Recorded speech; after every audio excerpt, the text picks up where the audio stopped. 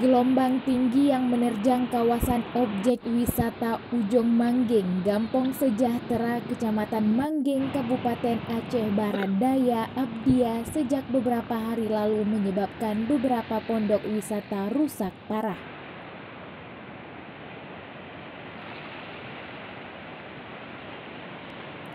Amatan Seramo TV, Kamis 28 Mei 2020. Akibat gelombang yang dikarenakan cuaca buruk tersebut menyebabkan bangunan Majelis Tauhid Tasawuf atau MPTT ambruk ke laut.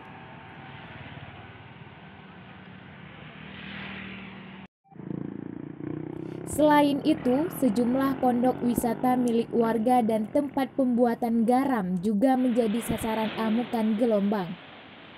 Beberapa pohon kelapa dan pohon cemara juga tumbang dan terseret ke laut akibat keganasan gelombang.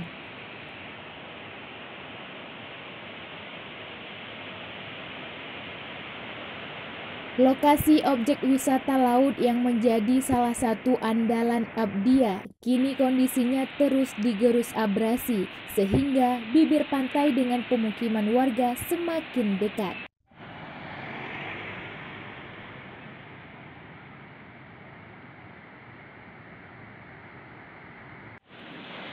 Dari Abdia, Julida Visma melaporkan untuk Seramo TV.